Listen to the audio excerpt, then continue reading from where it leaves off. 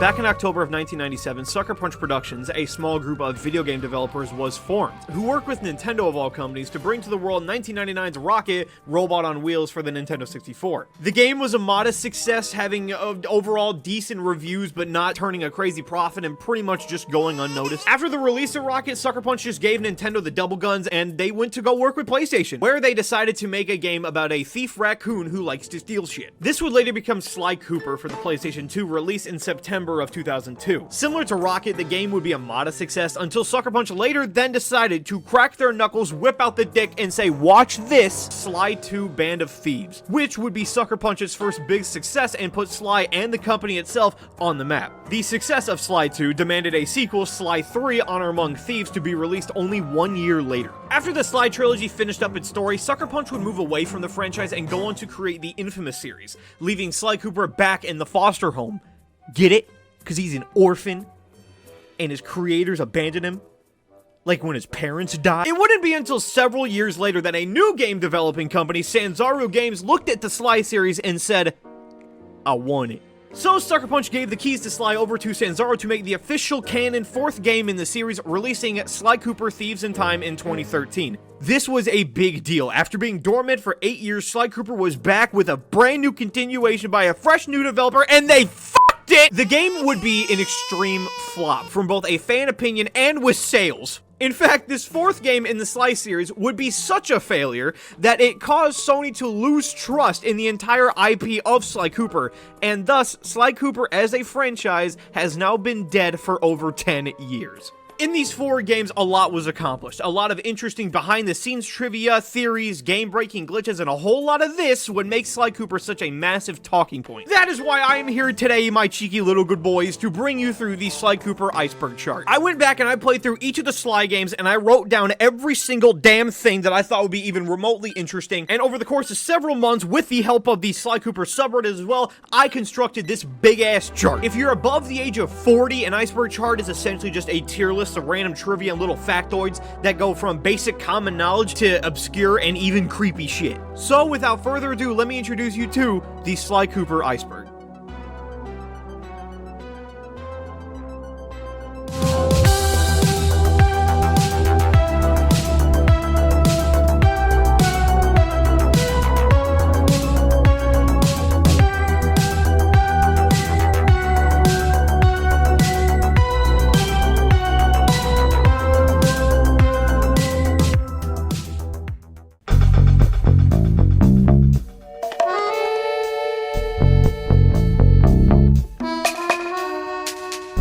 Canceled Sly Cooper movie. In 2012, it was revealed that Rainmaker Entertainment would be producing a Sly Cooper movie after their work with the Ratchet & Clank movie was over, with even a distant rumor of a Jak and Daxter movie coming out if Sly and Ratchet both were successful. Even before the Ratchet movie was even released, Sly had officially began production, having official character models revealed, confirmed voice actors, and a fully animated and finished trailer stating that the movie would be released in 2016, which on its own seemed a bit sketch, but when the Ratchet movie did come out, it was a giant failure, and because of that, the plug was pulled on Sly, never having an official statement saying that it's canceled. But when 2016 came and there was no marketing or any kind of news to speak of, going into 2017, 18, 19, and now 2023, going into 2024 without any kind of news at all, I think it's safe to say that the Sly Cooper movie was abandoned sometime in 2016. Canceled Sly Cooper TV show. After the Sly Cooper movie was presumed dead, a spark of hope was announced essentially as a plan B, this being a Sly Cooper TV show produced by Technicolor. The only thing that was confirmed by official sources were these 2 images showing off what the characters would look like, which is like, it's fine, but like, why does Bentley have frisbees for wheels? Along with the fact that it was 100% officially confirmed that the show would consist of 52 11-minute episodes, with half of them releasing near the end of 2019 and the second half of them releasing somewhere in the middle of 2020. But when the end of 2019 came, yeah, similar to the Sly movie, the Sly TV show was canceled with no announcement stating stating why, being the now second time that false hype was used, and with nothing to show for it really at the end. Carmelita voice actress. One of the main characters in the Sly Cooper series is Sly's love interest, Carmelita. What's weird about her, though, is that she has had a different voice actress in every single game of the series. Roxana Ortega in Sly 1, Alicia Glidewell in Sly 2, Ruth Levere in Sly 3, and Gray Delisle in Sly 4. Gray Delisle also has actually been one of the more bigger, well-known celebrities when it came to Sly Cooper, being the voice of Mandy from Billy and Mandy, Frankie from Foster's Home, and Vicky from The Fairly OddParents, just to name a few. Nobody has any idea as to why every single time that a new Sly game is released, Carmelita's voice actress is just completely changed. And the thing that makes it all funnier is that none of them sound anything alike. Foolish raccoon, I've caught you red-handed. Who broke in last night and made off with all the clockwork parts? I need immediate pickup. Criminals are headed east. All units converge. Nobody kidnaps Inspector Carmelita Fox and gets away with it.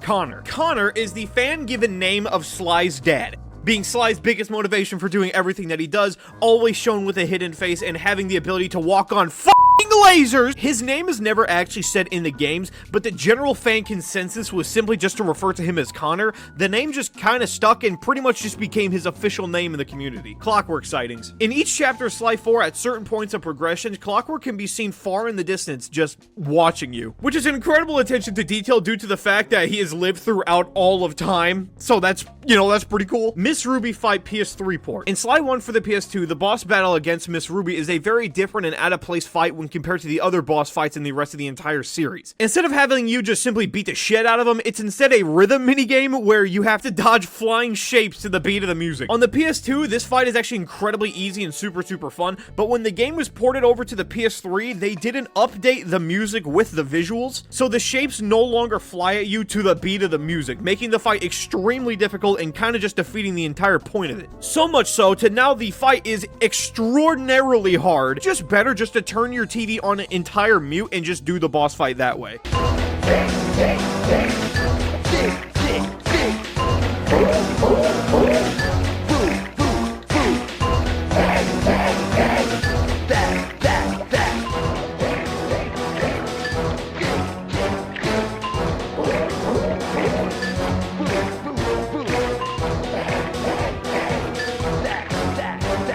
Sly 5. Sly 5 is a Sly Cooper game that we will unfortunately never get. There have been constant rumors and hoaxes with the occasional glimpse of hope, but the game itself will unfortunately never be made. If Sly were to get a new game, the chances of it being a direct sequel to Sly 4 pretty much are slim to none. Pretty much the only kind of hope that you would possibly have would be a reboot, kind of like how Ratchet got in 2016, but that'd be really about it. The Clank and Daxter statues. In Sly 4, there are two collectible treasures: the medieval Metal Man and, these two statues are obviously of Clank from the Ratchet and Clank series and Daxter from the Jak and Daxter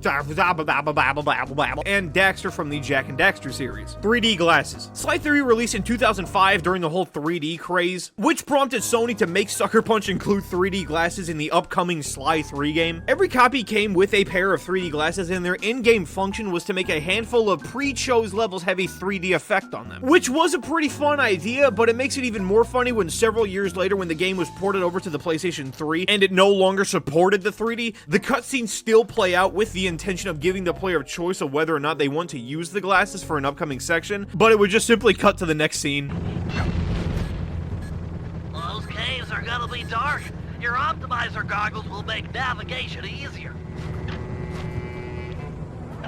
Infamous Easter eggs. After Sucker Punch finished their work with Sly, they went on to make the infamous series of games. However, they still decided to be complete absolute madman and include several Easter eggs to the Sly Cooper franchise. Examples being the Sly logo that appears on Cole's backpack, this artwork of raccoons with Sly items on them, this child's drawing found in a playground, Delson's ringtone being the Sly theme, a news headline stating that Sly Cooper was arrested for burglary, the Sly logo being used on a business named Cooper and McGrath, a gas station named Panda King Gas, and this graffiti logo, along with a lot else that I probably missed. Cole's amp and Ratchet's wrench. In Sly 4, for unlocking 50 and 60 Sly masks respectively, you can unlock Kane alternates, one of these being Ratchet's wrench from the Ratchet and Clank series, which turns all coins into bolts, and Cole's amp from the Infamous series, which is extremely powerful and can kill even a flashlight guard in just 1 or 2 hits. Bentley's hack pack. With the cancellation of Egypt DLC for Sly 4, we'll talk more about that later, some DLC was in fact made, this being an entire side game known as Bentley's hack pack, which is a whole game game consisting of bonus levels of Bentley's hacking missions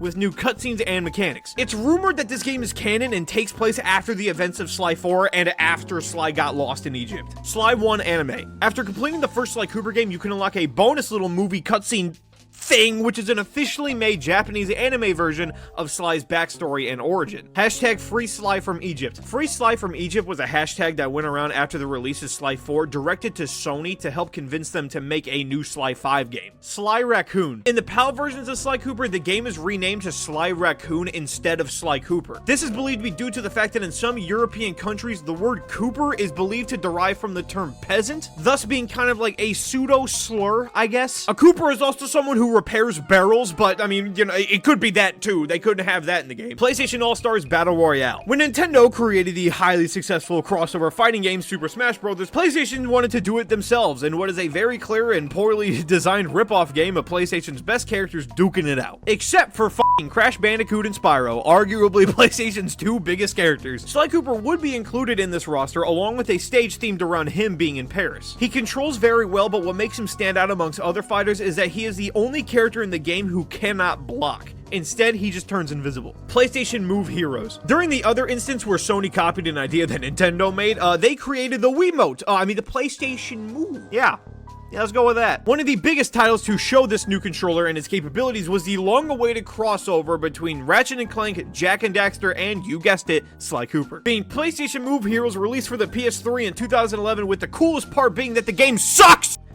Why does Sly look like this? Sly's hair glitch. During Sly 2, at any point as Sly, if you were to jump and dive down onto a job start beacon, Sly's hat will be glitched and will look like this. Look at this bald rat bastard. And on very rare occasions, just during talking cutscenes, it'll just happen. PS3 physical port issues. You want to get dry and sciencey here? There are a lot of issues with the PS3 physical port of the Sly trilogy when compared to the digital port. Improper 16:9 black bar scalings. Character dialogue is sometimes delayed, which makes for a lot of awkward pauses that can last for even more than a second, along with the entire developer's commentary on Sly 1 just being gone. Meanwhile, in the digital release of the game, the port has none of these issues. Granted, not everything is fixed here, such as Panda King's HUD is still improperly adapted to the 16:9 aspect ratio. Make sure you pay attention, there will be a test. Mega Jump. The Mega Jump is an ability that can be unlocked with a cheat code after you 100% Sly 2. It was also said to make a comeback in Sly 3, but was ultimately cut. Goodbye, My Sweet. Goodbye, My Sweet is a two-parter bonus cartoon that can be unlocked in Sly 3 by completing bonus objectives and also obviously the campaign. The cartoon features the Cooper gang pulling off a train heist with Carmelita trying to stop them. Sly outfit in Ghost of Tsushima. Ghost of Tsushima is another game created by Sucker Punch after their work on Infamous ended. In the game, you can actually unlock an alternate outfit that is themed around Sly Cooper, having an overall blue theme, Sly's cane on the headband, and a raccoon tail hanging off of the waistline. Bottles and treasures in Sly 3. The Sly Cooper series features two consistent side collectibles. The bottles, which are hidden around the hub worlds, and once you find all 30 of them will give you a secret new ability,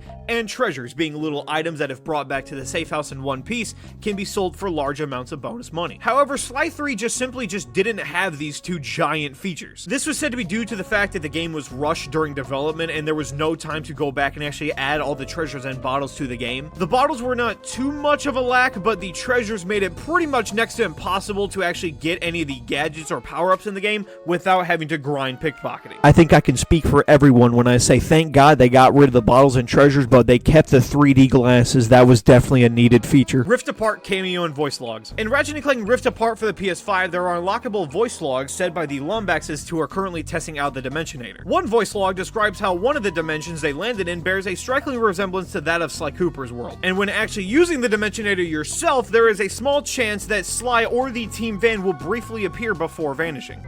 Mapped my first dimension today. Pretty standard stuff. Except the colors there were so vivid, like, whoa. And there were these creatures. One of them even looked like a Lombax, but he had smaller ears, a mask, and a cane, and I think he was pulling some kind of heist?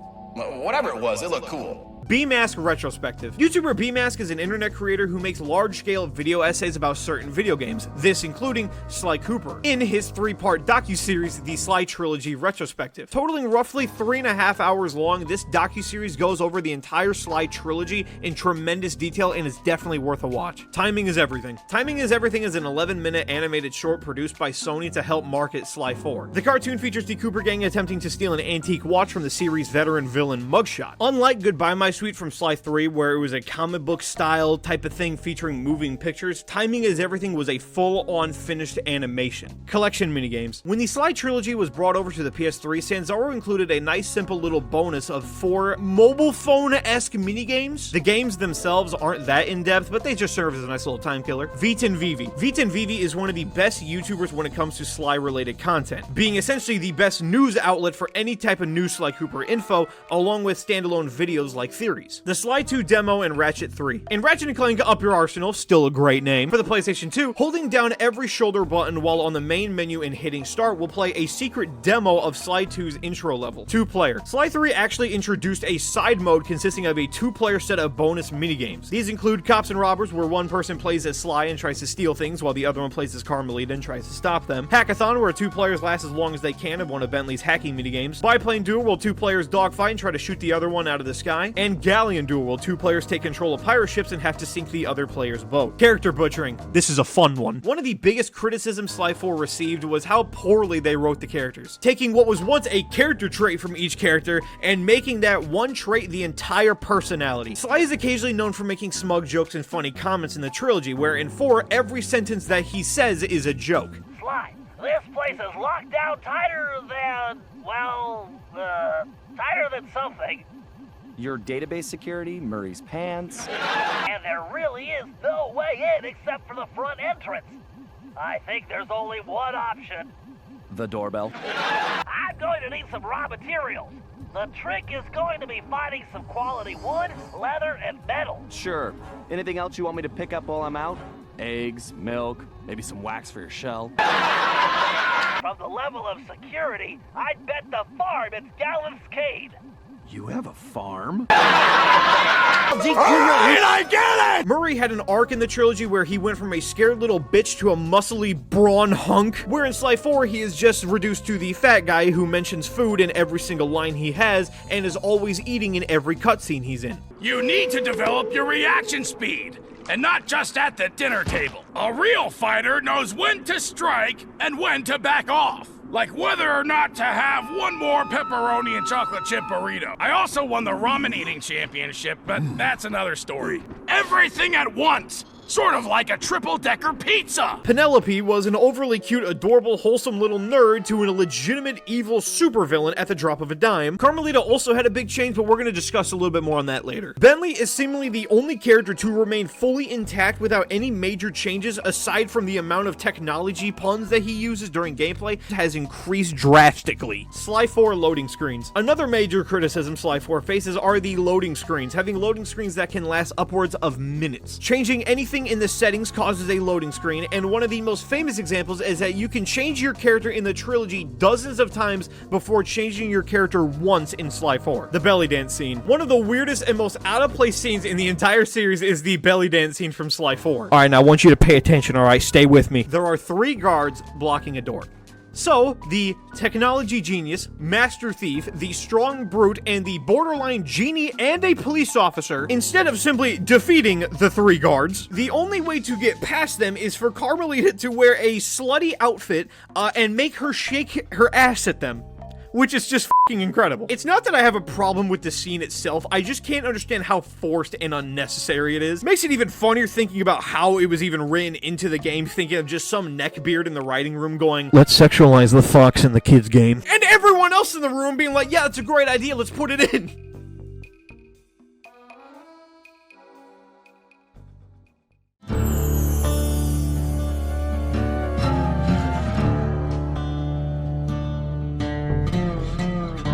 Toonami. The Toonami block on Adult Swim actually helped in the promotion of Sly 2 and 3 in the early 2000s, which included a lot of in-game little Easter eggs that we will talk more in depth about later, and overall just more general kind of commercials and promotions specifically made for Toonami. One of which being the Lala commercial. Early 2000s rap artist Lala was actually partnered with Adult Swim and Toonami to help promote Sly 2. This led to a CGI commercial that is just insanely great. Yo, check it out, it's me, Lala, chasing down PS2 Sly Cooper.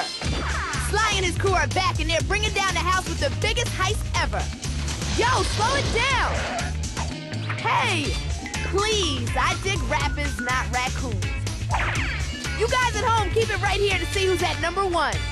Monaco. Monaco was a scrapped world from Sly 2 that was originally meant to be the second level of Dimitri. The level was simply cut due to time restraints, and the director's commentary and footage of the unfinished level can be found on YouTube or unlocked as a bonus in Sly 2. There was almost no information as to what would actually happen in this level or what the clockwork part would be, aside from a moment in the chapter that was planned where Bentley would ram a yacht into a casino. What's up, lads? Editing Neesterhere from the future here. While I was editing this, I actually found out that Monaco does actually take place in one of these Sly Cooper comics. It's in volume 1. The whole thing takes place in Monaco. I didn't know that when I recorded this. Also, the Sly 2 box art at the very bottom shows the skyline of the cut Monaco level. So the fact that Monaco was cut from the game but still makes an appearance on the box art and in the promotional comics is just awesome.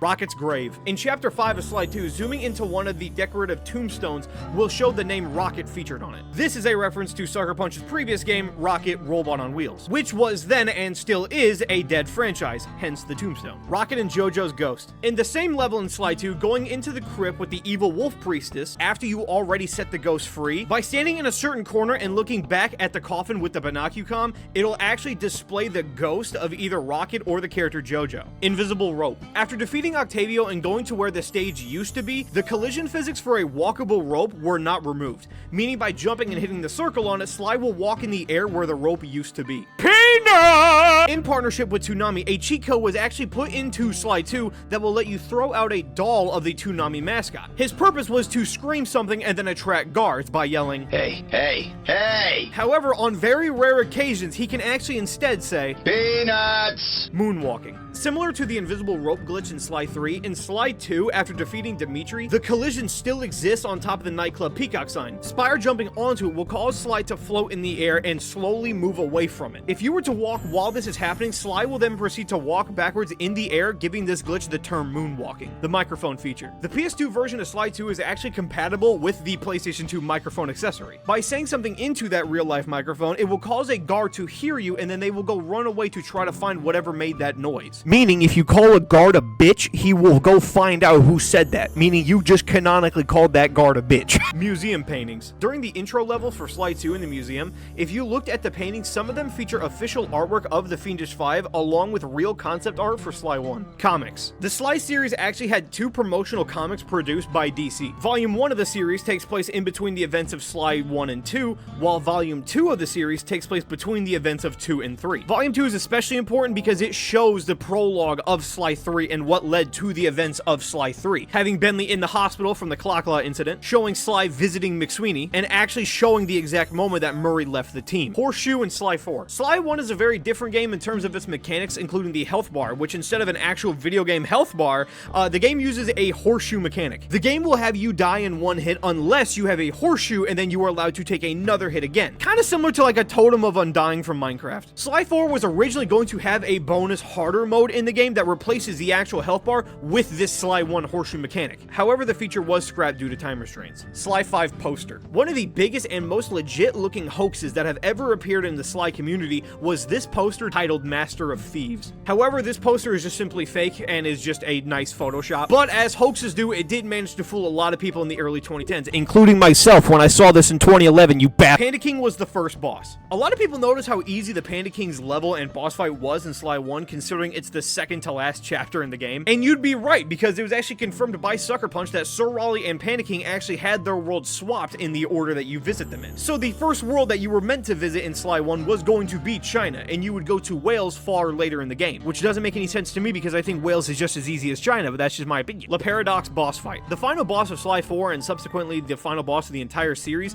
is the one where you face off against La Paradox. However, the entire fight is literally one big QuickTime event. Disappointing literally everyone, Sanzara was asked why this was the case, and the reason that they gave was the fact that they ran out of budget during the late portion of the game, and they had to choose between a big final level with all the ancestors or a legitimate boss fight with the paradox. I'm sorry, but running out of money being the reason why they couldn't give the game a final boss is just so ridiculous of an idea to me. Like, how do you run out of budget? And especially, why is the thing that you decide to cut the final boss of the game? I just don't get that at all. The cookie jar heist. It is revealed in Sly 4 and the Sly Trilogy's promotional comics that the first ever heist that the Cooper game ever pulled off was stealing a jar of cookies when they were kids. Bentley planned how the heist itself would go, Sly would actually go in and steal the damn thing, and Murray would simply just be the getaway driver. Transforming Kane. It was shown in an old behind-the-scenes director's commentary that Sly was originally going to have a transforming cane, which could do different types of abilities like freeze enemies and use sprays to reveal hidden lasers. However, this entire feature was just completely scrapped. Second funniest podcast. The second funniest podcast was a podcast that featured Kevin Miller, the voice of Sly Cooper. The podcast was later renamed to the Gamerland Podcast and still got consistent uploads until about February of 2020. Since then, the podcast has pretty much just been dead. Sly 1 Teleporter. One of the abilities that was cut from Sly 1 was the ability to teleport and skip certain sections of the levels. However, since the levels themselves were already easy enough to begin with, and the fact that you would also be skipping over bottles, the ability was scrapped. Devin Cairns' wedding, August 5th. In Chapter 5 of Sly 3, by going into the main plaza in the town, there is a poster that reads Devin Cairns' wedding, August 5th. This is actually a real poster of two co-workers turned partners at Sucker Punch who are getting married that following August. Sly Shrine in Ghost of Tsushima. In Sucker Punch's Ghost of Tsushima, there is a piece of wall art that could be seen of a raccoon, turtle, and hippo, along with a stick in the shape of Sly's cane. Defeat General Tsao quickly. General Tsao's boss fight in Sly 3 is one of the best in the entire series, with the first phase being an air battle and the second phase being a straight-up fist fight. The second phase of the fight can actually be very tough to win. However, there is an exploit that can be used to win the second phase with virtually no effort, and that is just to rapid-fire the push attack. By repeatedly pressing triangle and circle, you'll knock the big dumbass on his ass, and by doing it over and over without stopping, you'll never even give him the chance to attack back, letting you win the fight in literal seconds. Dreaded Pirate. If you were to constantly play the pirate minigame in Sly 3 and just go out and just kill as many people as you possibly can, after grinding for a long time, you will eventually make the rank of Dreaded Pirate, which is the highest rank that you can achieve. The Dogfather. The film Mugshot sees in his backstory that motivates him to be a gangster in the first place is the Dogfather, an obvious parody of The Godfather. American Gothic. During the end credits of Sly 2, the game states that Contessa eventually became a successful real estate broker. The accompanying picture features the Contessa and a mind-controlled farmer couple with stern faces. This picture is actually a spoof of Grant Wood's famous painting American Gothic. The Star Wars reference. During the cutscene that introduces the next chapter, Australia,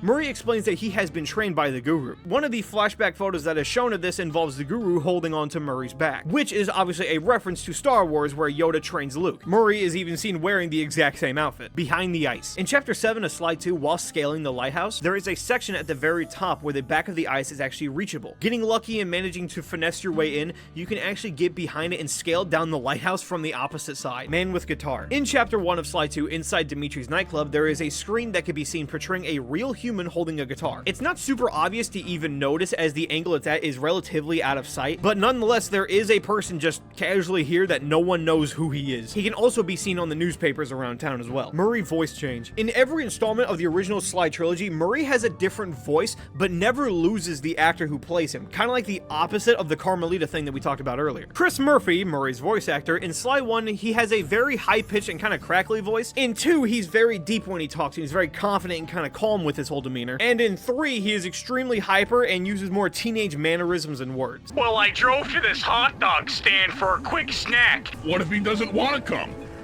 I don't want to hurt him. You want me to punch it?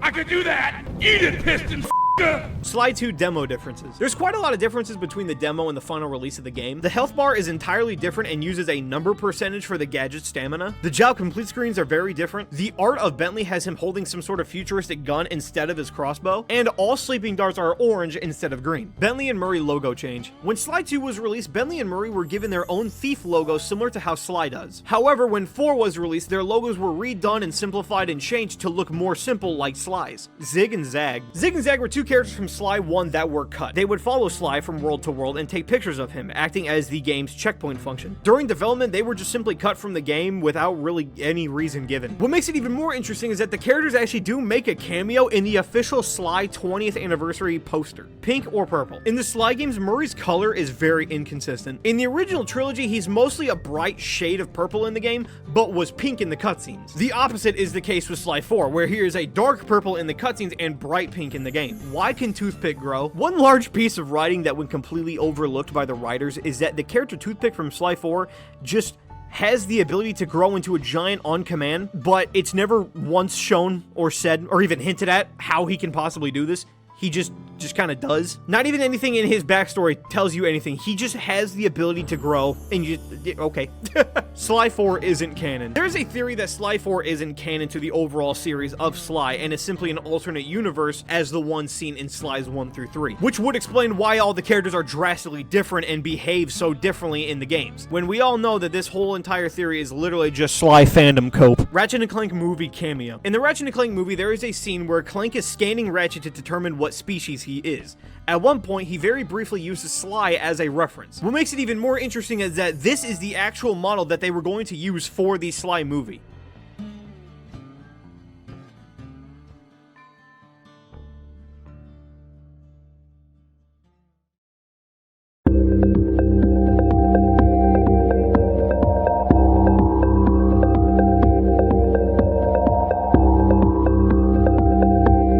Black Baron species. The Sly 3 villain, the Black Baron, actually doesn't have an obvious animal species like every other character in the entire series. Although just being a costume, it still is undetermined what species he is actually meant to represent, with the closest comparison actually being a human, making him technically the only human in the entire franchise. Fat Sly. In early builds of Sly 1, those being official work-in-progress renders and concept art, Sly was to more represent an actual raccoon, being way more heavy-set instead of skinny. This was cut due to the fact that it wouldn't really fit with him being able to pull off all the acrobatic abilities of which he is known for. Yellow gloves and black shoes. In Sly 1, Sly can be seen wearing both blue gloves and blue shoes during actual gameplay. However, in cutscenes, for some unknown reason, he wears yellow gloves and black shoes. The Shaman. During the credits of Sly 3, the voice actor for the Guru is incorrectly credited as the Shaman, which was the original name for the Guru before it was changed. Sly Cooper PSP. There was going to be a PlayStation Portable Sly game after the release of Sly 3. The game would be far more adult in both the game and with its ESRB rating. Whether that meant it was going to be teen or full-blown mature is actually not known. The game would feature the Cooper gang time traveling to different time periods. This obviously would later become the actual Sly 4 that we know today. But this PSP game would have taken the entire thing in a whole new direction. The most notable thing that we have is this artwork of a dark version of Sly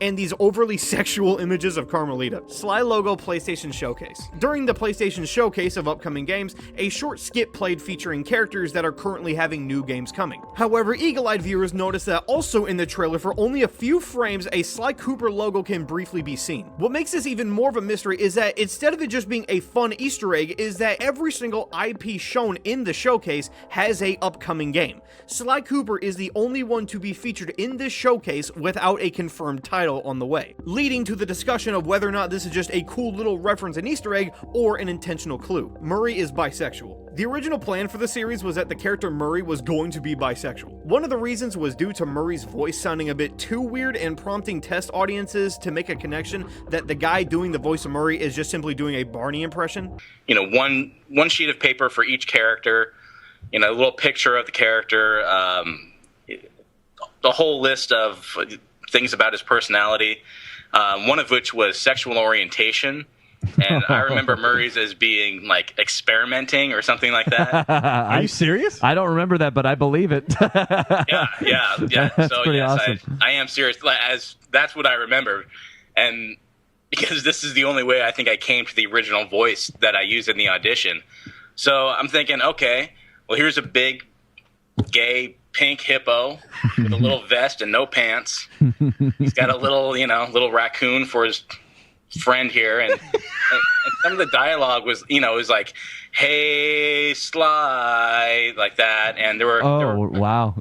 There were a couple other ones. There was like, I forgot what it wasn't. I caramba, but it was some other like, saying like that, really like kind of elongated out on the page. So, I figured I would just do a voice like this. Hey, Sly! That kind of a thing. Way to go, Sly! You got it! If you come down the fire escape and head through the parking lot, we'll be waiting in the getaway van. Nice job! You got it! If you come down through the fire escape, and head through the parking lot. We'll be waiting in the getaway van. Nightclub Secret Room. Inside of the nightclub building in Chapter 1 of Sly 2, by parkouring up certain sections of the area, in certain ways can actually lead you to a secret room in Dimitri's nightclub. The room is completely empty and has no use, and to this day, no one even knows what it's for. Hot dog guy. In Sly 1, a hot dog stand can be seen with the restaurant's mascot above it. Focusing on the mascot reveals it to have a photo of a human face. It is believed that the face itself belongs to a developer, however, that is not confirmed. Navigate like Drake. Navigate like Drake is an infamously tedious and f***ing bullshit trophy in Sly 4 that requires you to open the map in every single level of every single episode. Not just the hub worlds, sub-levels and bonuses are also included. Every single time you enter a new area, you have to pop the map open. To get this trophy, you either have to dedicate hours to going back level by level and opening the map in each and every one of them in every little subsection you go into, or have the trophy in mind throughout your entire gameplay through. Naked Dimitri promo art. Some promo art of Sly 3 shows the whole main cast standing in front of a police mugshot backdrop. Dimitri is included in this photo and he is wearing his scuba outfit. However, due to the placements of the characters, Panda King's hand is perfectly blocking Dimitri, making it look like he was completely naked. Toonami biplane. In Sly 3, during the dogfight missions, pausing the game and entering R1, R1, right, down, down, right will cause your biplane to change design and be based on Cartoon Network's Toonami, supporting the Toonami logo, a dark navy blue and white color theme, along with it giving you infinite missiles. Neela and Rajan are father and daughter. Neela and Rajan being father and daughter was planned for Sly 2 as a fun little dynamic to connect the two villains together. This is why in the final game they are both Bengal tigers. However, this entire concept was just cut from the game with no real explanation at all, leading some fans to still believe that this theory is actually just true in secret and the games just never say it.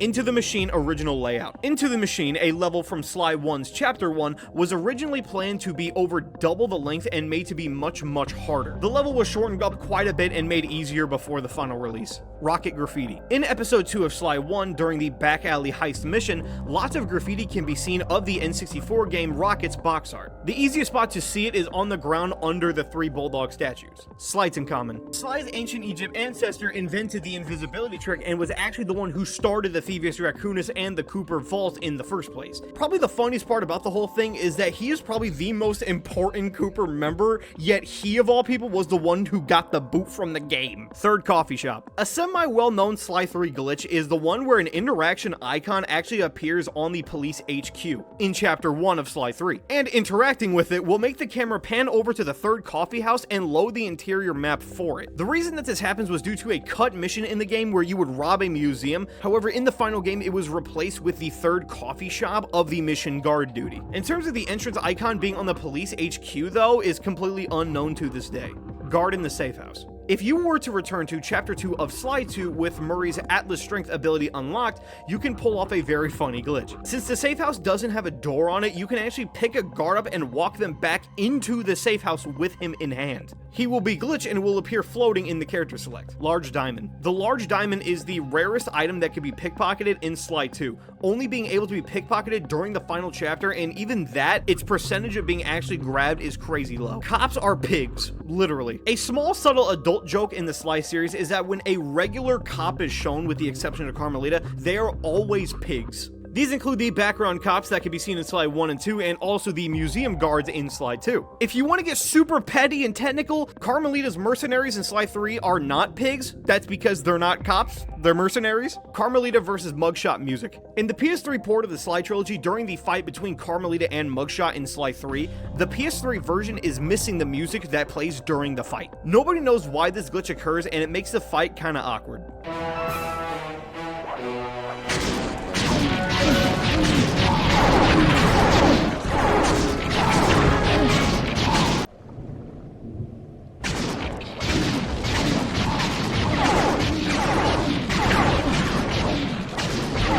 Giant attack robot eyes. In Sly 2 Chapter 4, going towards the giant attack robot that you disabled earlier after completing the mission, there is a building that can be seen right in front of the robot. If you're in just the right spot, the eyes of the robot will actually become visible. Murray's limousine. In Slide 2, Episode 1, on the bottom right corner of the map, there is a black limousine parked on the side of the road.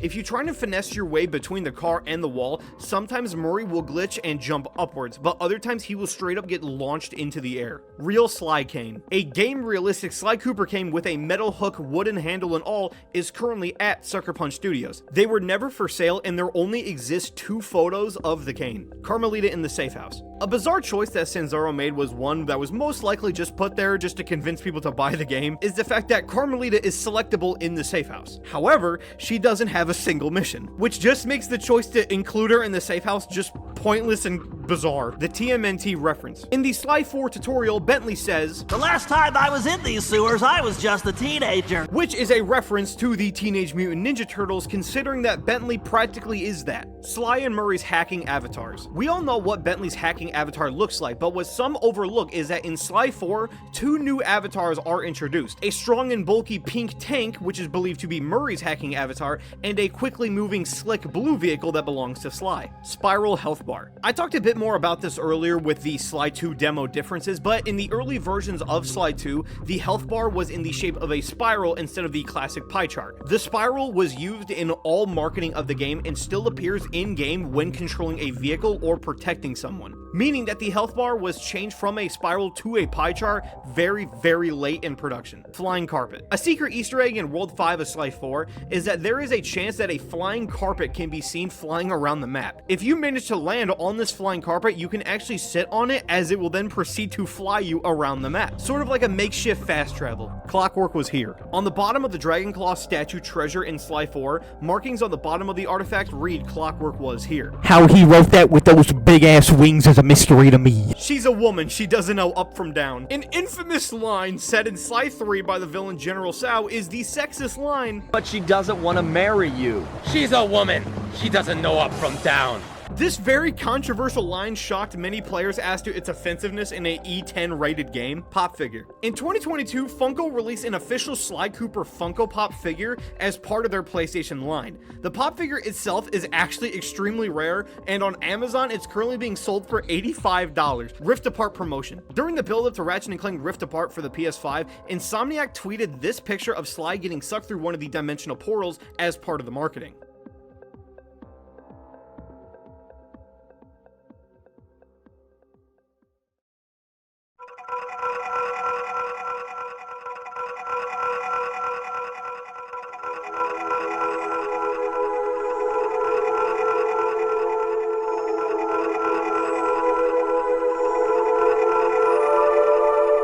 Killing Carmelita. In Sly 3, Carmelita can be seen patrolling the hub world. Bentley's shrink attack will actually cause Carmelita to succumb to the ability's effects and shrink, as if she were just a regular everyday guard. If you were to give her any kind of attack in any way while she is shrunk, she will be defeated and die. She will eventually grow back to normal size, but she will still be dead. Inside the Safe House, Episode 7. In Sly 2, Episode 7, by hook swinging onto the middle wooden support beam under the safe house and hanging on by a ledge, rapid firing the jump button will cause Sly to hit his head multiple times on the safe house floor, and eventually you'll fall into the water. But when you respawn after falling into the water, you will be inside of the safe house, allowing you to free roam. JT. Before Sly 1 was finished in its earliest versions, Sly was named JT. It's unknown what the JT stood for, or if this was just a prototype nickname or the actual planned original name for the character. Murray can kill the bear. The bear that patrols Canada in Sly 2 isn't just a regular guard, but is an actual literal bear. The bear is meant to be an incredibly overpowered stage hazard that you need to watch out for, and can pretty much one-shot you into a casket. Murray, however, can fight the bear and actually kill the thing. All you have to do is just rapid fire regular punches against it, and eventually the bear will just die. The Cooper Gang robbed KFC. This is real. During a podcast that included every Cooper Gang voice member, Kevin Miller, Matt Olson, and Chris Murphy, along with another unrelated podcast member, they decided that it would be funny if on spot they would all roleplay in character and plan a heist where they would rob a KFC. The full podcast can be found on YouTube along with a YouTube animation. Okay, Bentley, lay out the plan. How are we going to get all the tasty spices and herbs from behind the counter? All right, basically, it's a threefold plan. We haven't heard that one before. Go. Murray, you head in front. Sly, you jump and press the circle button. You pull. It's a pull door. I can't get it open. Murray, just pull the door. I want all your spices. Excuse me? Put all your spices in a sack and give them to me. Listen, sucker, are you trying to rob me? You gonna come into my hood and try and rob me at my place of established work? Murray, you've got to get your hands on that sack.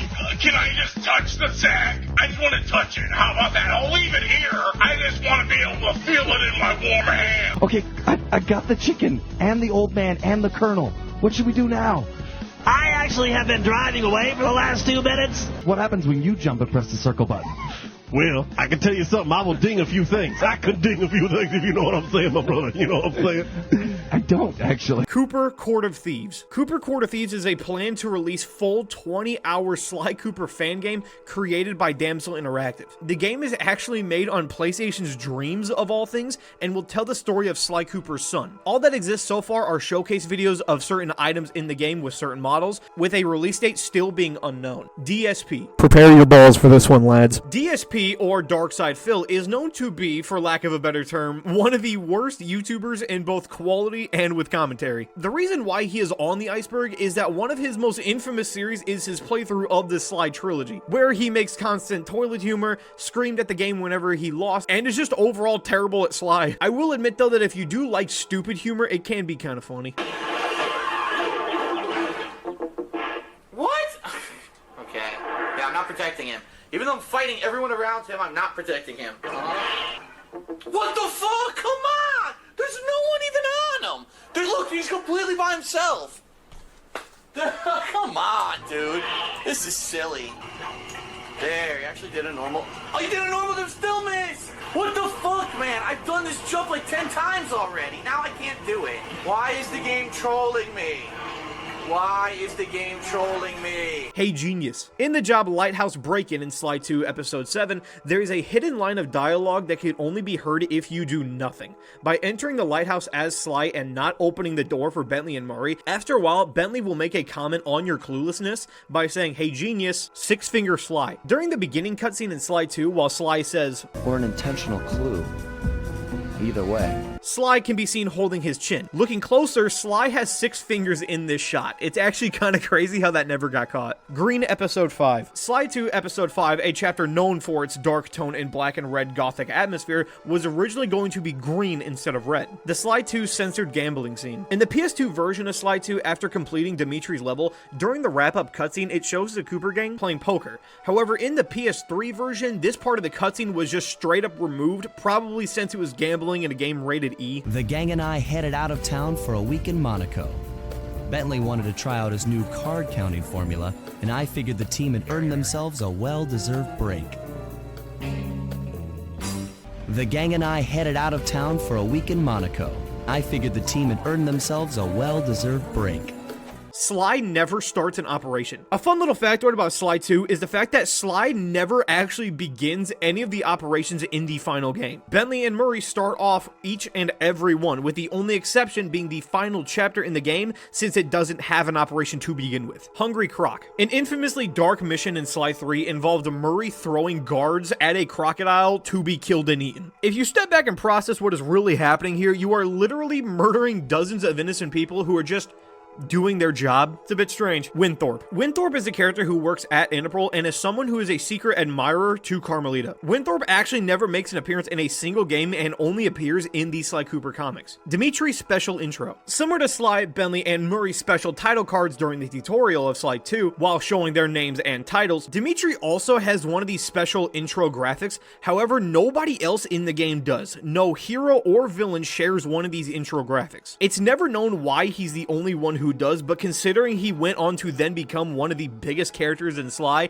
it makes a beautiful coincidence that worked out perfectly. Invisible Guard. During the cutscene in Opera Fear, if you punch the guard out of the way of the doorway and quickly swap to the disguise, the cutscene will play, and since he's no longer standing there, the cutscene will just show nobody, thus giving it the nickname of the Invisible Guard glitch. Infinite Coins. In Flight of Fancy, there are 2 crates on top of the castle. Smashing them to get the coins and then immediately launching yourself on the catapult, then paragliding back to the castle kill, the boxes will respawn and give you coins every single time. Inside the safe house in episode 1, using the mega jump power into one of the large windows of the safe house in episode 1 of Sly 2 can cause a glitch that lets you free roam inside the safe house. Inside the safe house episode 2, similar to both episodes 1 and 7 of Sly 2, you can actually glitch yourself into the safe house in episode 2 as well. It is possible to snaggle your way up into the safe house by mega jumping onto its roof and jumping into the window. Birds of a Feather. Birds of a Feather is a fully realized webcomic by Alpha Philly that gives Arpeggio a fully fledged out backstory. It goes so strong into depth about the character and also serves as a nice pseudo prequel to Sly 2. Dimitri Nightclub Remix. In the nightclub where Bentley does the job Disco Demolitions, there is a turntable that can be seen on the dance floor. By hitting it, the background music will restart, with Dimitri talking over it and giving it his own custom vocals. Train Shelf. In the first non-caboose car of the third train in Sly 2 episode 6,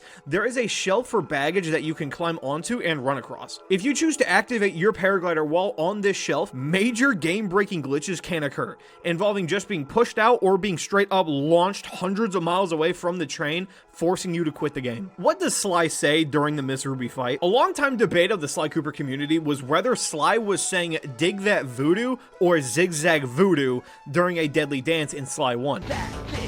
It was revealed that during a GDQ event that Kevin Miller found the old script and confirmed it was indeed Zigzag Voodoo. Sewer Monster. In Sly 2 episode 5, under the castles and streets of Prague, there is a hidden off-screen pink sea monster that tries to use its arms as an obstacle, but like, no one brings this up. There is just casually a giant kraken under Prague, and just nobody questions it. There's a new thief in town. There's a new thief in town is a physical demo disc of Sly 1 that can be found and contains all of the cut content from the game. Footage of his content can be seen in its entirety on YouTube. Happy photos. In Sly 3, during the Get a Job mission, Sly makes numerous comments about how the general wants happy photos of the guards, even saying, "Get it?" General Sal wants some happy photos. Get it? What he's saying here is that he wants gay photos, as happy being a synonym for gay. Even the actual titles of the photos themselves are given romantic names. Level 0. In Sly 2 episode 7, there is a mission where you go into a cave with sleeping bears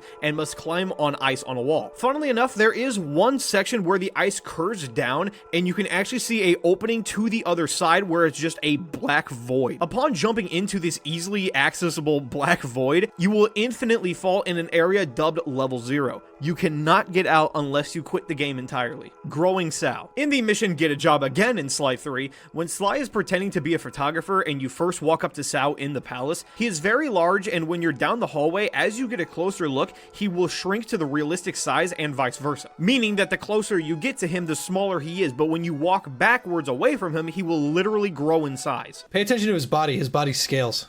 To observe the effects of power.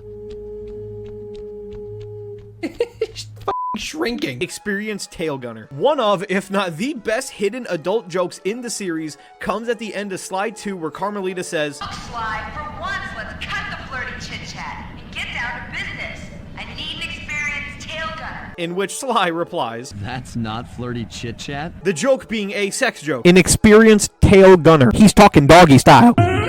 Stillmouth. Sly 4 continues the trend of having characters talk to themselves non-stop during gameplay, which the PS3 and PS4 had a lot of for some insane reason. But because of this, they completely overlook the need to have the characters actually move their mouth during this. So while in gameplay, your character will talk non-stop, but they will never open their mouth, and it just makes the whole thing look so weird and awkward. Hakio or Hokyo, I got no idea. When Sly opens the vault containing his police file in Sly 1, there is a bottle that says Hakio written on it. This is a reference to Hakio Lim, one of the concept artists back at Sucker Punch Productions. HP Squidcraft. Sir Raleigh's Squid Guards are named HP Squidcraft, which obviously is a parody on the American writer HP Lovecraft, who is best known for writing horror fiction. Into the Arch. In Sly 4 Episode 2, if you jump atop of the train car that is the tallest and just simply wait, you will eventually come to a place where an arch of cliffside is just low enough that you'll glitch through it if you do not move. But if you were to jump off later down the track, you will sometimes be flung across the entire map. Sly 4 Treasure Competition. A competition that ran from April 20th, 2012 to May 20th, 2012, had fans design a treasure that they thought that Sly would collect for the new Thieves in Time upcoming game. From there, Sanzara would select 10 treasures of fan submissions to be put into the game. Some of these include Miss Puffin's Cookie Jar, a nod to the Cooper Gang's first ever heist, Cane Polish, the Mona Lisa, and many others. These treasures can be found on the top left of the treasure collection. Automatic gold painting. In Sly 2, if the mission Follow Dimitri and Water Pump Destruction are completed before Bug Dimitri's office, the gold painting collectible is automatically brought to the safe house because Bentley's slideshow will be triggered. This is the only treasure that can be brought to the safe house automatically in the entire game. Old Octavio design. In early builds of Sly 3, Octavio looked like this, which is a very different design and honestly makes him look less intimidating compared to his later all-black look.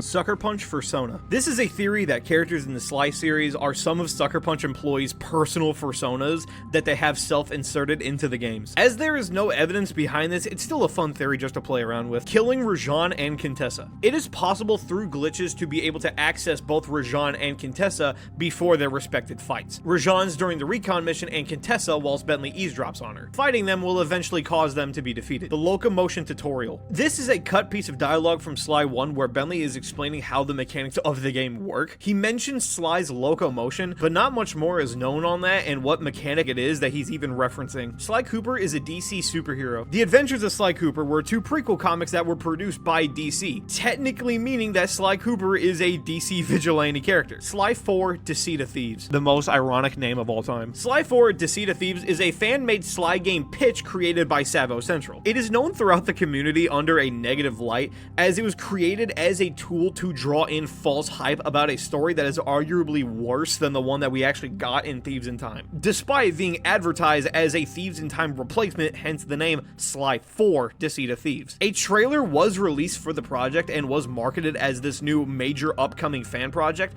but just amounted to nothing. Sly Cooper and Nathan Drake hate each other. Sly Cooper and Nathan Drake from the Uncharted series having beef is due to their interaction in PlayStation All-Stars Battle Royale, where it is revealed that they are each other's rivals. They literally on site have a beef.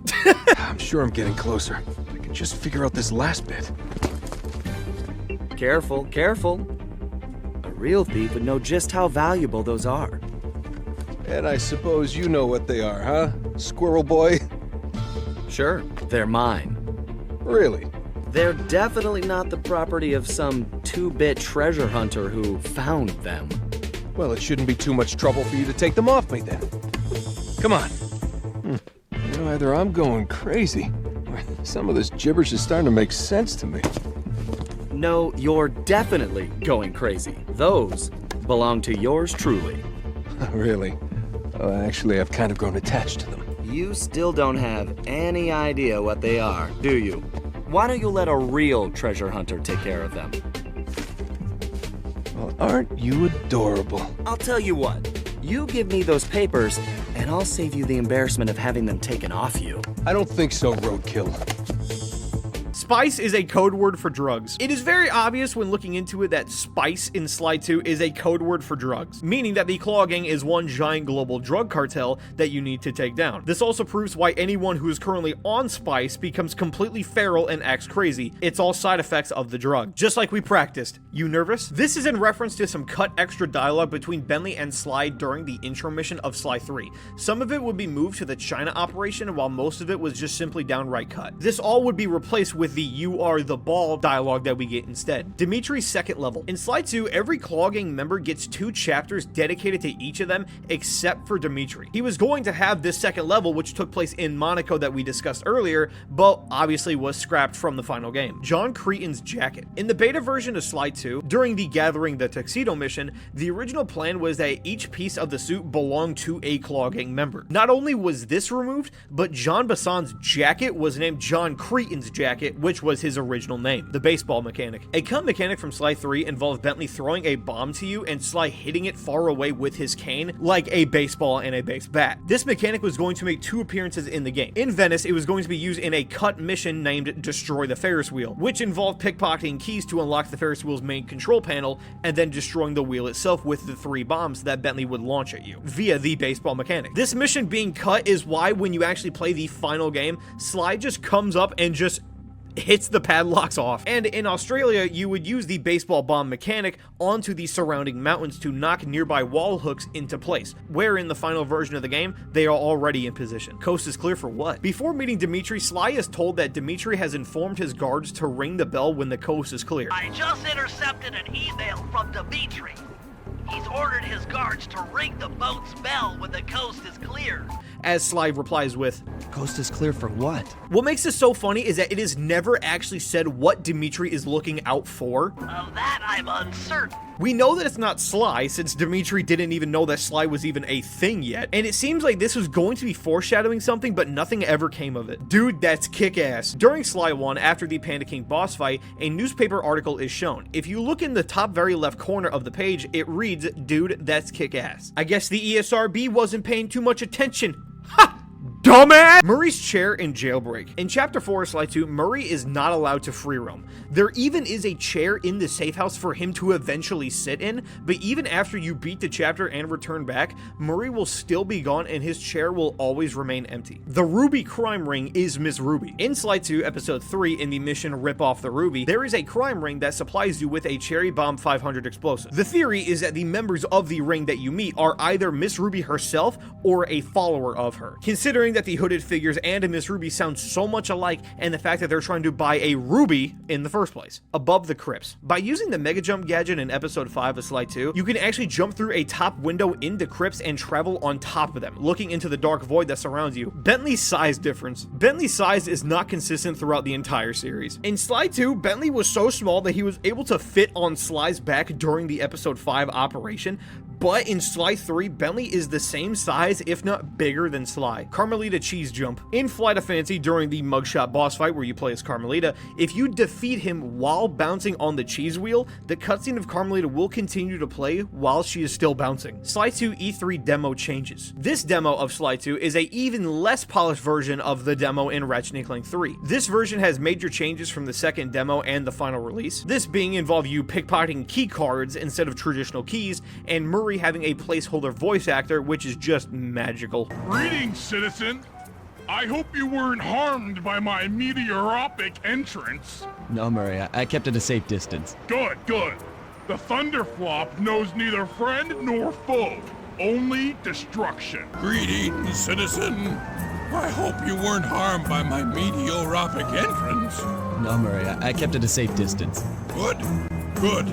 The Thunderflop knows neither friend nor foe, only destruction? Cooper Curse. This is a YouTube channel that is dedicated to uploading gameplay of Sly Cooper games in various languages, showing walkthroughs, demos, and even previews of the E3 demos. How to draw Sly Cooper and Friends. An officially released Sly Cooper children's book teaching step-by-step processes on how to draw the characters from Sly actually does exist. However, the book itself is absurdly rare and is now just a massive collectible item. Floating board. After General Sal's temple collapses in Sly 3, returning back to it and using the binocucom to zoom in where the temple used to be, one of the boards in the walls will still remain floating. Arpeggio's blimp in Sly 4. During the Sly 4 tutorial, while you enter the computer room, there is a chalk drawing of blueprints of Arpeggio's blimp, leading to the theory that Arpeggio was in that exact same room and drew that blueprint, getting hit by the plane. In Sly 2 Episode 5, after Neela's plane spawned into the map, by doing a ninja spire jump onto a certain spire in front of the Contessa's castle,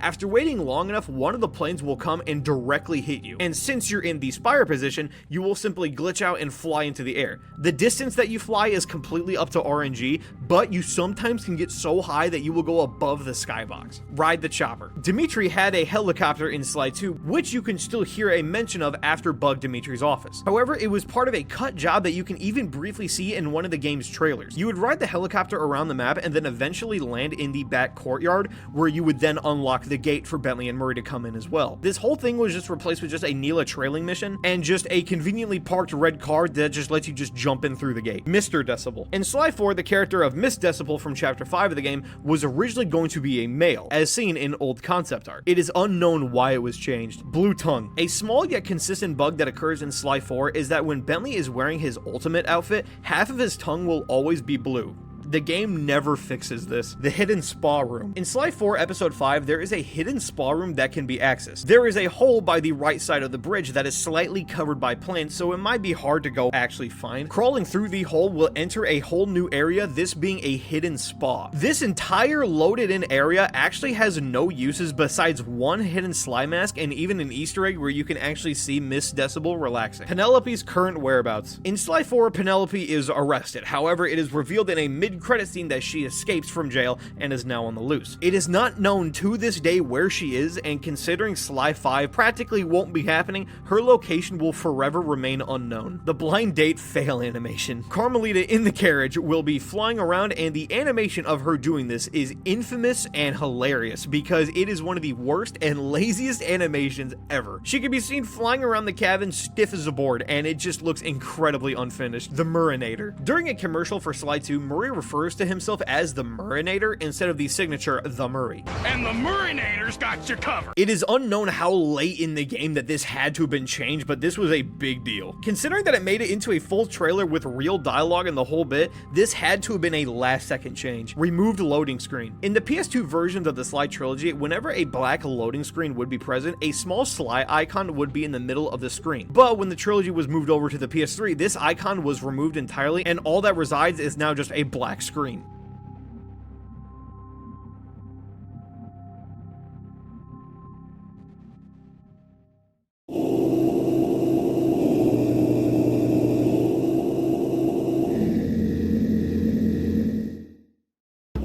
John Bassan's Dimitri voice. After completing the recon job in episode 6 of Sly 2, you can actually re-enter the first cabin and John Bassan will still be there, letting you fight him. You can't do any damage to him, however, whenever you hit him, he will have Dimitri's voice. It was revealed that Dimitri was used as a placeholder voice for John Bassan. Clockwork's page. In Sly 1, after defeating each member of the Fiendish Five, you get one page of the Thievius Raccoonus that the boss themselves held onto. Everyone has this except for Clockwork himself. When you beat him, it just cuts to the book is now complete.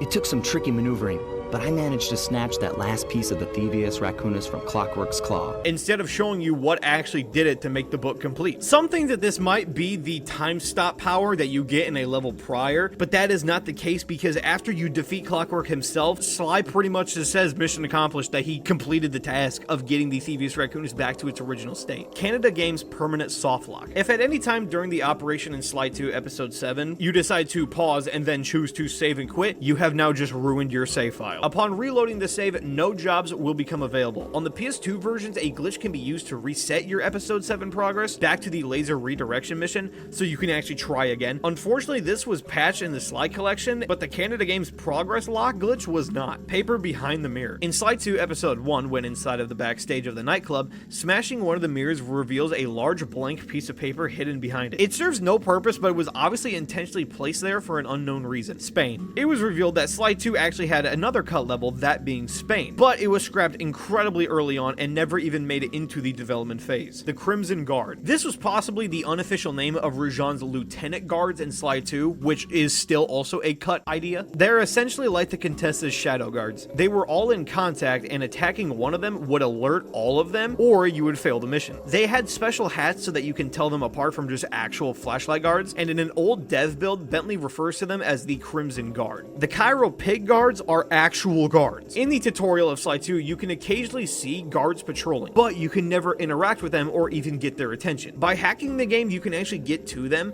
and the pig guards actually have a fully completed AI, as if they were no different than any other flashlight guards in the game. They can still shoot you, Bentley's health extractor works on them, and so does Murray's guttural roar, and this is believed to be due to the fact that these pig guards were originally planned to be the guards of the Monaco level that we discussed earlier. Kidnap. While doing the Bear Cub kidnapping mission in Sly 2, pause the game and head to the job help. The word kidnap will be spelled wrong in the job description. The Sly 4 pitch presentation leak. Recently, the official PowerPoint presentation that Sanzaro used to pitch Sly 4 to Sony was actually found and leaked to the public. In this presentation, it gives a brief history of Sly Cooper and as to why Sly Cooper would be a beneficial game to make. See how that turned out. It even discusses an entire in-depth online feature that would go entirely scrapped. The presentation can be found online and on YouTube. One of the things that was mentioned in this was the hazard room in Sly 4. The original plan for Sly 4 was that it was going to have an online mode where you can visit and steal from other people's hideouts. But in order to do that, you would have to get past a pre-player made obstacle course that they created and edited together, known as the hazard room. The no music sailing glitch. This is a glitch exclusive to the HD remaster, and at random times when sailing and Dead Men Tell No Tales, the game would suddenly just become completely mute. No music and no sound effects. And when starting a mission, it would then soft lock the game. Luckily, it doesn't result in a console crash, and just simply restarting the game will resolve the glitch entirely. The newspaper in Goodbye My Sweet. In the Sly 3 bonus video, Goodbye My Sweet, there is a scene where Sly reads a newspaper. If you read the other articles in the newspaper, it's actually a note from the animator complaining that he has to animate the cartoon on his Christmas break. The ballroom dance party. This is a fucked up one, okay? So just pay attention and roll with me, okay? Something that everyone seems to overlook is that Sly 2 Episode 2 contains a mission called Ballroom Dance Party, which is not the mission where you dance in the ballroom with Neela. That mission is called Dominate the Dance Floor. The Ballroom Dance Party mission only contains one cutscene, and that is it. The entire mission is just one 10-second long cutscene where you get turned away from entering, and then a whole brand new mission becomes available called Steal a Tuxedo. And once that is completed, the actual Dominate the Dance Floor mission becomes available. The Steal a Tuxedo mission is not an objective. It is a whole standalone actual full mission, meaning that Ballroom Dance Party literally can be beaten in 5 seconds. Invisible Chimney. In the Black Chateau, after 100%ing the game and unlocking the Mega Jump ability, if you jump onto the roof of the hotel, there is an untextured chimney with no collision and can be walked straight through. The game-saving vault door. A bizarre thing that can happen in Sly 2 Episode 3 is that while in the Spice Grinder facility, on the ground floor, there is a vault door with some money cases inside of it, and it can only be accessed by blowing it up with the TNT barrel. What makes it so strange is that when you blow up the door, the game will save itself. No idea why. What makes this even weirder is that this is the only time in the entire game where the game will save itself mid-play. Every time that you blow up this door, the game will save, and it is completely unknown as to why. Wiretap and voice modulator. In Sly 2, whenever you steal or obtain a mission item or pickpocket, a little graphic will then play showing it. However, in Sly 2 Episode 5, when you get the voice modulator and the wiretap, it is written in all caps, which may not sound super interesting, but this is actually a leftover development mistake. Everything in the game is coded in all caps to make it easier for the developers to actually see. But once it is actually finished and everything is coded properly, it is changed to regular fonts with regular capitalization, except for these two items which were never taken out of the capitalization stage. Meaning that whenever you go and get these two items, you are seeing it how the developers are meant to see it and not how it's actually meant to look. Killing the wolf. It is possible to kill the wolf in Flight or Fancy by leading them into the water in the river. That's it. Did you need me to explain it more? I mean, that it's simple as that. Alligators are guards. This is a stupid one. If you wear the pirate disguise and talk to one of the purple alligators on the island, it will register him as a guard, and you will even get a prompt. That is just insane. Hollow pole. Similar to the chimney in the Black Chateau, in Arpeggio's blimp, using the Mega Jump to get on top of one of the middle rooms with the spinning propellers, the main pole will be completely hollow, allowing you to walk right through it. Secret coin cases. If you return to inside of Dimitri's nightclub with Bentley's hover pack, you can fly on top of the roof of his office and find 2 secret briefcases containing coins. The large gold nugget. In Sly 2, you can pickpocket a small and medium gold nugget. However, you can never get a large nugget. The large nugget is replaced with the gold bar. Some people even see this as like a Mandela effect because some people have a vague memory of getting a large gold nugget in Sly 2. However, that's never been able to happen. The cliffside zoom. In Sly 3 Episode 2, if you go to the Guru's hut on the mountainside above the lemonade bar, standing next to the hut itself will cause the camera to drastically zoom in onto Sly when he's next to it. It's nothing major, but it's still strange as to why this is the only location in the game where the camera does this. Murray's mustache. A shading glitch that occurs during gameplay of Sly 3 can sometimes show Murray with a glitched shadow right above his top lip, making it look like a small mustache. Giantess fetish. Yep, this theory states that the reason that Carmelita grows huge in the ending of Sly 3 Episode 2 was solely due to the fetish and sexual nature behind it. Just gonna leave it right there as is. Take that information as you will.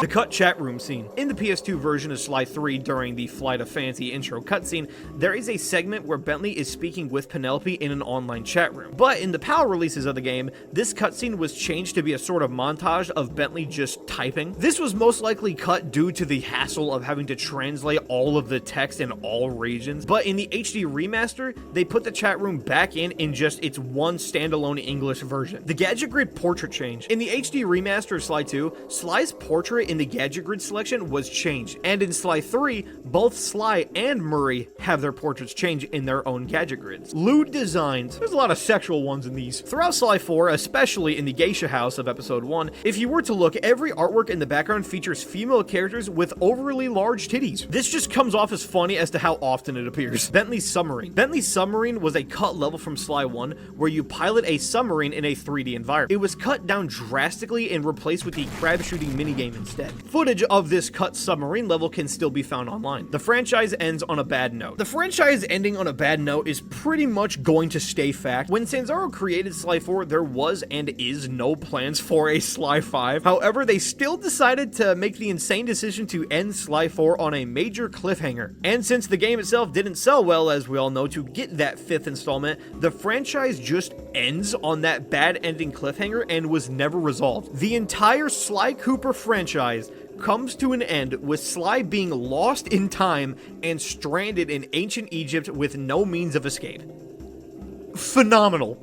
Lightning Spin missing voice. In Sly 2, whenever you get a gadget from a vault, Bentley will say its name. You've gotten the knockout dive move. You've gotten the insanity strike move. You've gotten the voltage attack move. However, when you open Episode 7's vault and collect the Lightning Spin, Bentley just says, "Zooks, that's a nice one." What makes it even weirder is that the voice line doesn't even have a radio filter on it. The original line is still unheard if one even existed. Green Gem. In Sly 4, the Green Gem is a piece of pickpocket loot that was originally supposed to appear in Japan. However, it was replaced by the Kabuki mask instead. Carmelita's Binocucom. A fun detail about Sly 4 that not a lot of people seem to even mention or notice is that Carmelita actually has a custom Binocucom with a yellow theme to it and everything. Nobody usually notices this due to the fact that when you're playing as Carmelita, you're more focused on shooting things with fast reflexes and fighting, giving no reason for you to even bring up your Binocucom in the first place. Yes, Carmelita is selectable in the safe house, but there is no reason for you to even pick her because she doesn't have a single mission in the entire game to her own, meaning you even discovering Carmelita's Binocucom is slim to none. Simon Ataturk. Simon Ataturk was a cut villain from Sly 4. He was a mole from Texas who was obsessed with mining for treasure and ore. He would later be scrapped and reworked into Toothpick.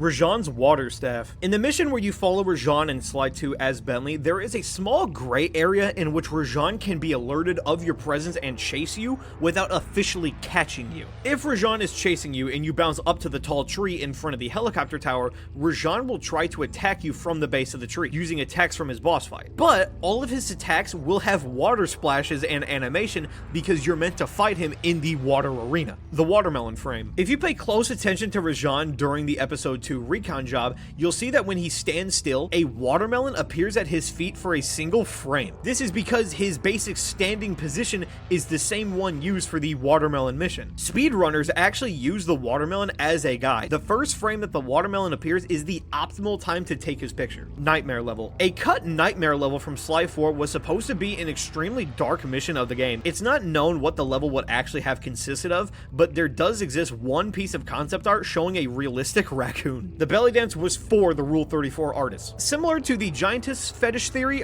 there is a large rumor that went around stating that the belly dance scene in Sly 4 was put in for Rule 34 artists and not safe for work artists in order to give the game more attention.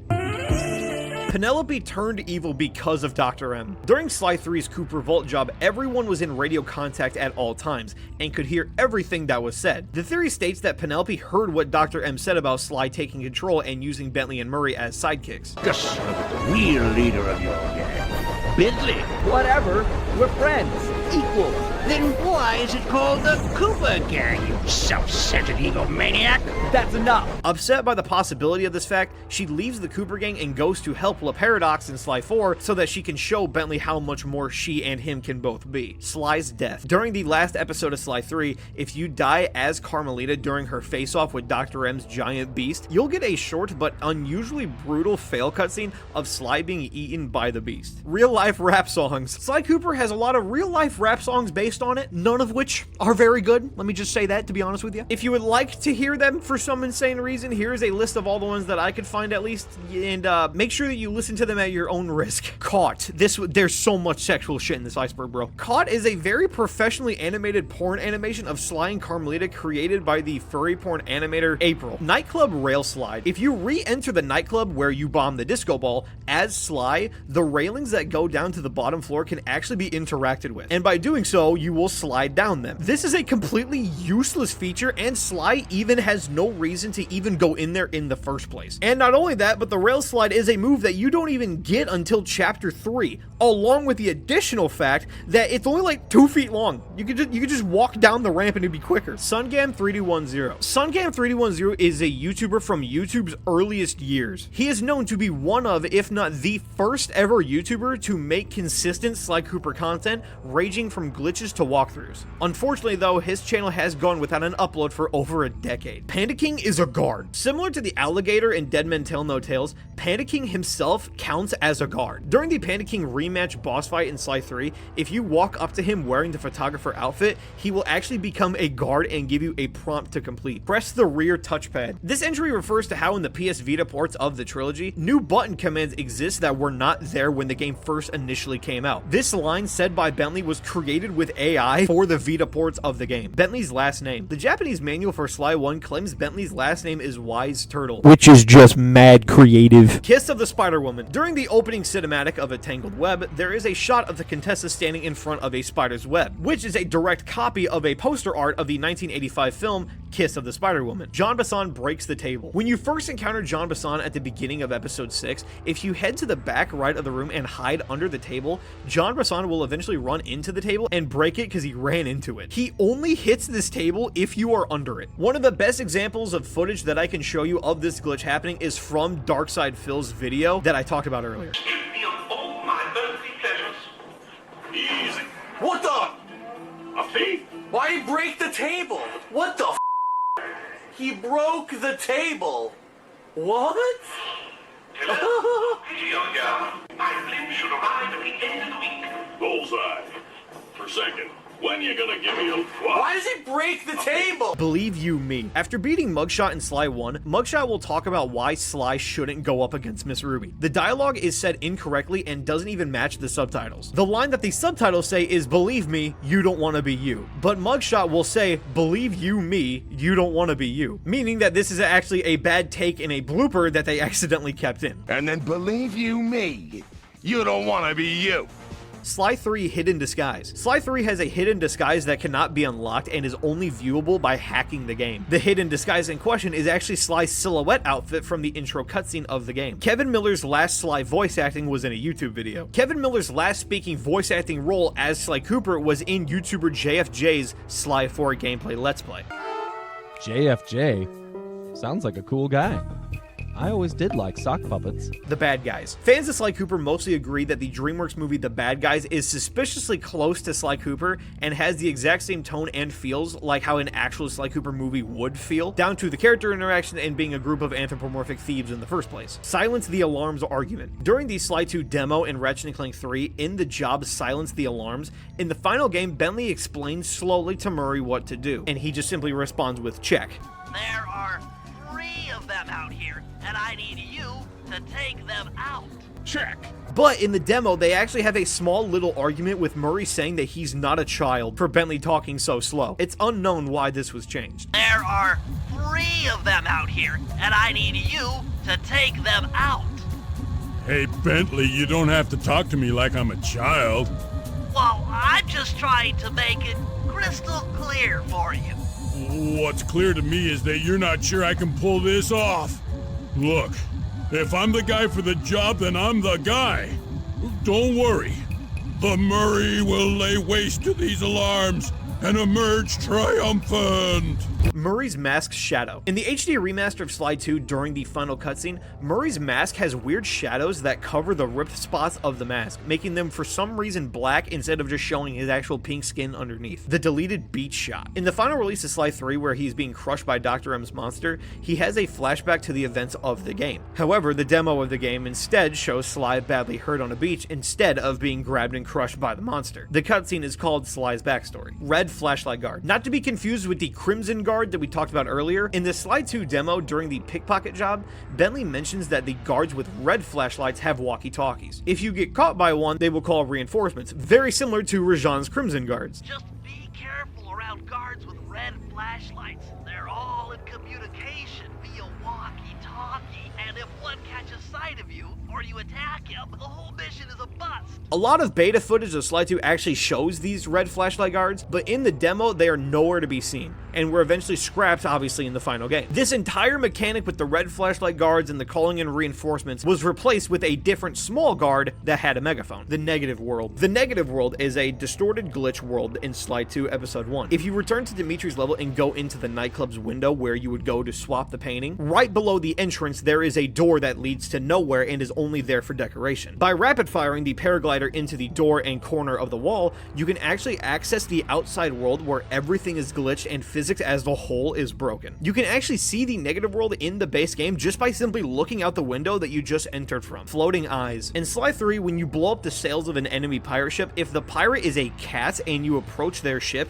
if you look very closely, their eyes will actually be below their head, and the closer that you get to them, their eyes will continuously rise into their head where they are meant to be. Sly Cooper Retro Edition. Sly Cooper Retro Edition is a fan-made parody on Super Mario Bros. For the NES with a Sly reskin. You'd make a great rug. You'd make a great rug is a hidden, very rare line of dialogue that Sly can sometimes say to El Jefe during the chase sequences in his boss fight. Tennessee's death. It is believed that every single member of the Cooper clan all died due to clockwork. But we don't really know if this is true, and the reason why is because one can be confirmed to have not died by clockwork, but instead by being hung in an execution. A throwaway gameplay line of dialogue can be said by Tennessee during his jailbreak mission. Why am I the only one with a ball and chain here?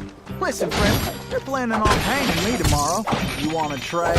Meaning that if Sly had never have showed up, Tennessee would have been hung and executed and not have died by clockwork. Classic Gamer Gear. Classic Gamer Gear was a treasure planned to be included in Sly Cooper Thieves in Time. It was meant to be found in Episode 1, and it was briefly showcased in gameplay of PAX 2011. But for reasons unknown, it was cut from the final game. The treasure itself is of a wooden DualShock 3 controller. The Lost the Whole video. Back in the day on YouTube, there used to be a spoof series called Sly Cooper 2.5, as it was remembered by fans. It has been long since removed off the face of the internet and features Sly in the whole of episode 4 of Sly 2 talking to other inmates. The 31st bottle. In a slideshow during Sly 2 episode 3, a bottle can be seen on a lily pad. However, if you were to go to that exact spot, the bottle is nowhere to be found. Some people believe that the bottle can somehow still be spawned, and it is actually the 31st bottle of the level. Secret hacking. Both Sly 1 and 4 have hidden hacking minigames that can be accessed with secret codes used at certain times. In Sly 4, once the game has been beaten, go to the movies area and highlight the credits. Hold L1 and select the credits. The credits for the Sly collection will start to play, and after a moment, Bentley's hacking avatar will appear, which you can then use to shoot and destroy the credits. In Sly 4, in the physical release of the game only, start the game and hold down L1, L2, R1, and R2 when the Sanzaro Games logo appear. Hacker codes similar to the Sly 2 and Sly 3 hacking will pop up. Using the left analog stick to move and the right analog stick to shoot, you can tip over the monkey face by bumping into it. Green elephant statue. In the 40 Thieves episode Safe House, there is a green elephant statue behind Sly. If you move the camera away from it and then go back, sometimes the statue will actually change the way it's posed. Where does silent obliteration send people? The silent obliteration power in the games involves you circling an enemy and a portal opening where they will then get sucked into. It is never shown how this power even works or where the portal leads to. It's also not an obliteration because is they get sucked into a portal. They don't just die. Maybe one day you can help him. After unlocking the vault in Sly 4 Episode 5, you will unlock the Guru's Staff and Moonstone from Sly 3. However, the staff is broken. Reading the item's description will say, maybe one day you can help him fix the staff. A simple, meaningless line that could potentially have more fun intentions, being that this could have been a slight foreshadow if Sanzar were to have made Sly 5, the Guru could return. A Cold Alliance secret room. In Sly 4 Episode 3, there is one large tower seen in the map. If you were to scale that tower, there is an opening inside of it on the top floor. And all it is a small room with nothing in it besides a trampoline that is used to bounce up and leave. It is never used in a mission and is just a room with no purpose behind it at all. The boot machine. This one you're gonna have to just roll with me on. In Sly 4 in the Japan prison, there is a torture machine that repeatedly kicks you, which has 4 boots spinning and kicking you each time. The bizarre part is the coincidence that the machine is in the perfect shape of a swastika, which is just a fantastic detail. Pickpocket Twitch. Pickpocket Twitch is a character from the PC game League of Legends that bears a striking resemblance to Sly Cooper, being more feral in his design but looking almost identical to that of Sly. Even his name being Pickpocket is one of Sly's most iconic abilities. What's even more interesting is that the developers of League of Legends Riot have never actually confirmed whether or not this is a reference or just an insane coincidence. Jungle Shit. On a piece of concept art for Sly 3, the words jungle shit was found written on it, describing the contents of the art, which is just such a baller move. The fruitcake insult. During the Turf Wars mission of Chapter 1 of Sly 3, one of Octavio's goons refers to one of the police mercenaries as fruitcake, which is a gay insult. You talking to me, fruitcake? Cause I don't need a thing. This is more than likely just a coincidence, but it is still kind of interesting the fact that they just straight up use a slur in the game and nobody behind the scenes realized it. Time Bandits. Time Bandits was an early version of what would become Sly Thieves in Time. Time Bandits was the original name for the game and was essentially an entirely different version of Sly 4 than what we got in the actual final game. Some of these things include Transylvania. For Time Bandits, Transylvania was planned to be one of the worlds that you would visit. All that was known about the scrap level is that the antagonist was going to be a bat, and this detailed drawing of an overall plan and blueprint of the level. Old Sly model. In Time Bandits, Sly also had an entirely different model that could be seen in 3 screenshots in prototype test levels. This is what the homie looked like. Isn't he adorable? Buff Bentley. This concept art of Bentley is a huge Hulk type figure with guns, was planned to make an appearance for Sly 4, but was scrapped during the Time Bandits phase. Scrapped Monitor Lizard Boss. The last major detail that the scrapped version of Sly 4 Time Bandits had was an unused boss, which species was that of a monitor lizard. Not much is known about the character, but when they were scrapped, they and the what was Mr. Decibel were fused into one to create the final version of Miss Decibel that we did get in Sly 4. Minecraft skins. Minecraft for the PlayStation actually features skins of Sly, Bentley, Murray, and Carmelita. They can be found in Pack 1 of the Skin Pass.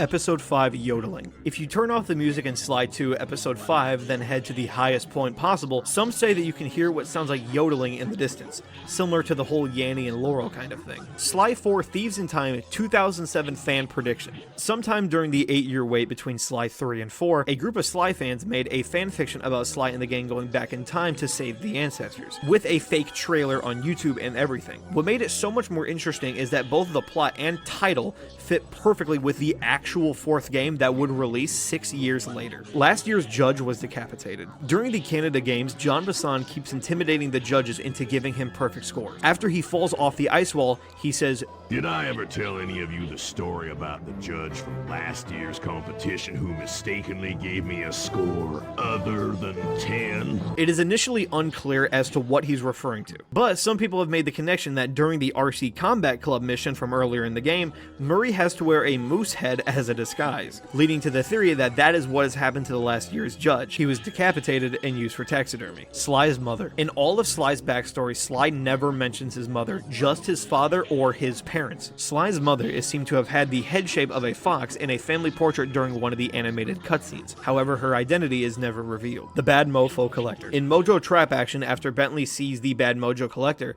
Marie just simply replies with, "That's it! I knew she'd have a Bad Mojo Collector to transport the overflow." "Huh? It's a semi-magical device. If you're paying really close attention to that, Murray does not have a radio filter over his voice. This is because it was taken from somewhere else in the game. When Bentley is explaining what a bad mojo collector is, Murray was originally going to mishear him and say, "What is a bad mofo collector?" The joke being a bad mofo. It was very lazily removed last second and replaced with just a simple huh. The Loud House stole music from Sly 4. In an episode of The Loud House on Nickelodeon, there is a scene where a bunch of animals sneak into a building. The music that accompanies this is the Paris Rooftop song that Sanzaro remixed for Sly 4. It's unknown if anything legal came about this or why Nickelodeon was even able to use official Sly OST music.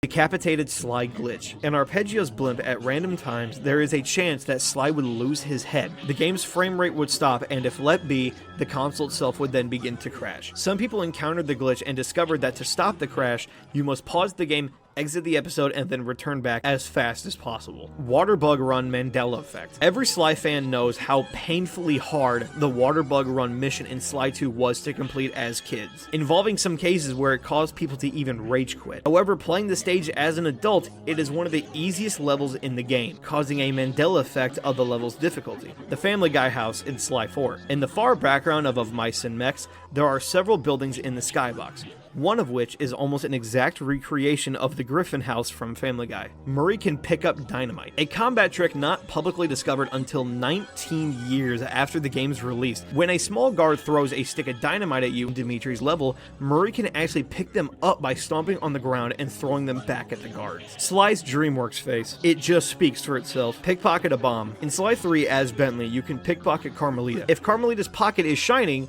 and Bentley pickpockets it, he can then throw a bomb into it. By not detonating it, running back to the safe house and selecting Sly, he can then go back and find Carmelita and pickpocket out Bentley's bomb. Misfortune color palette. A very obscure reference and possible coincidence is that in the fighting game Skullgirls, a character named Misfortune has a color palette as a reference to Sly Cooper. Sly 3 gadget grid missing spot. After purchasing all gadgets in Sly 3, you will notice a blank space in the middle of Sly's gadget grid. This actually belongs to the Mega Jump, which actually is in the game files and has proper programming and can even be used. In the files, it's actually written that the Mega Jump is for sale in Venice, but there is no way to acquire it in the game. It solely exists in the files, but is impossible to actually achieve. The Lost Room Tour video. A video that was loved by the hardcore fans of the Sly community was a vlog video that was recorded a very long time ago of a teenage girl giving a tour of her room. She had hundreds of Sly and raccoon-based items and merchandise, along with the entire game's dialogue written in notebooks, all game vaults, and dozens upon dozens of handmade artworks and drawings. This girl was self-proclaimed as Sly Cooper's biggest fan. However, the video is nowhere to be found as of late. Fans searched the entire internet for her username at least. She essentially wiped herself off of the face of the entire internet, and after a few years, fans actually found her username and discovered that it was Sly Cooper Rocks 101. But to this day, nobody has ever been able to find that Lost Room Tour video. And I could speak for fact on this one because I have seen it.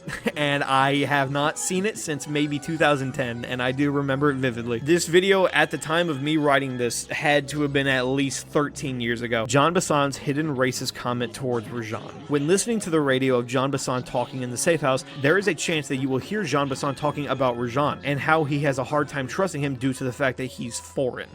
Sure is a shame about that tiger fella, Raw John. That old boy could sure throw a hoedown, even if he was a foreigner.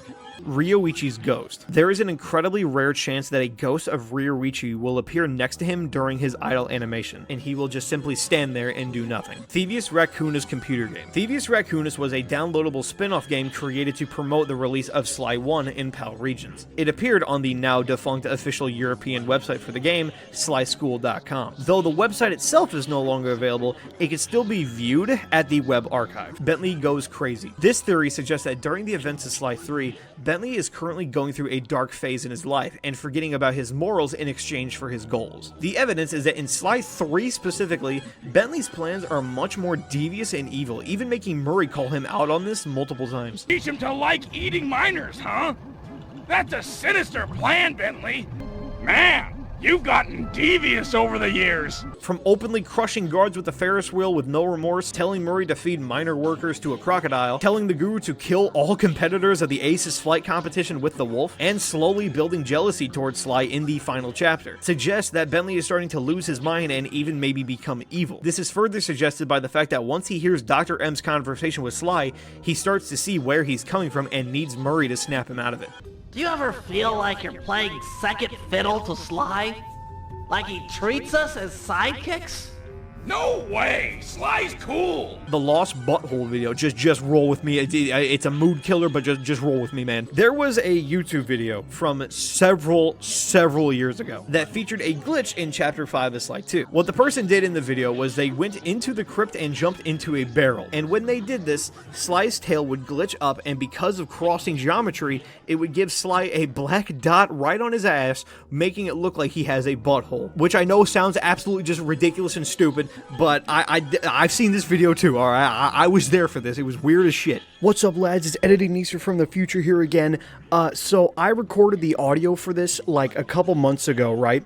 And I just now, after a shitload of research, found the butthole video. So it's on screen right now. It's playing. It's called Sly Cooper Has a What is the title of it. I can't show the whole thing just because it looks really sketchy and just overall not safe for work. But this is what it looks like. This is the title. This is who created it. It's like a 12-year-old video, but it is found, and it's called Sly Cooper Has a What. Neela sold her body in college. In the official description of Neela's character bio, it reveals that she went to a university and, quote, she used her strong powers of persuasion to get other students to do her work for you. Some dirty-minded fans believe that this is actually a reference to her essentially prostituting herself to get what she wants, with strong powers of persuasion being a hidden adult joke. The proof for all of this is that we sort of see this exact thing happen in the game. In Sly 3, Neela teases Sly and even accepts Sly's date offer just so that she can use him. Carmelita's movie design. In the canceled Sly Cooper movie, we see the hyper-realistic designs of Sly, Bentley, and Murray. However, since it was never produced, we never got to see what Carmelita would have looked like. Scary fish in the water. In Dimitri's nightclub, if you go to the bottom floor where the dance floor is, and go to the back corner of the nightclub opposite of Dimitri's office, there is a white table with 2 black chairs. Next to this table is a massive window, and if you were to look outside of the window and into the water, there is a piece of geometry left that resembles a sharp-toothed fish with one eye. The closest comparison realistically is that this is a glitched-out awning. The motherboard. A Redditor named Acceptable Year 8098 discovered that by glitching so high out of bounds upwards in Sly 2 Episode 4 Jailbreak, there is a giant motherboard hidden far above the map. This is believed to be the zoom out of Bentley's hacking missions. Human theory. This theory states that humans existed long before the anthropomorphic animals did in the Sly Cooper universe. But for unknown reasons, they all died out. All that was left were the animals who, without humans, gained intelligence and became the dominant species, recreating a new society based on our own. Starting from ancient Egypt, originating with the first Cooper slights in common. However, not all animals in the world gained this intelligence. This is why Miss Decibel the elephant exists as a fully realized human-like animal, but the game also has actual just animal elephants. And why the Black Baron, the only human in the series, is just a costume. It's left over from back when humans were alive. Why didn't Sly time travel to the day his parents were killed? One of the most infamous questions about Sly 4 is why didn't Sly time travel to the day his parents were killed, considering that he had every chance to do that. He has the ability to do this throughout all of Sly 4, but it doesn't even cross his mind, leading one to wonder what would the consequences of that be if he were to. Would he be able to save his parents, or would it just destroy the Cooper gang for good? We will never know.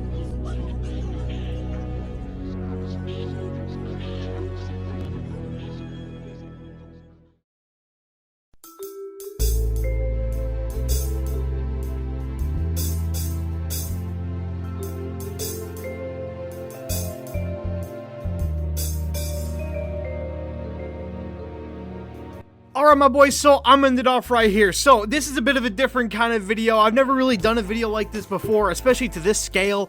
This video took me so long to make, so if you did enjoy, please give it any kind of support, literally at all. This took me like 9 months total to make. I just want to say thank you to everyone who helped out with the footage and helped out with entries and descriptions and like all this kind of shit. I would love to make another one of these Iceberg videos about a different topic that I'm really passionate about, and I think it'll just be an overall great thing. So I'm gonna end it off right here. So if you enjoyed this kind of content, then the buttons are down there. You know what to do, and have a good one. So goodbye. See ya.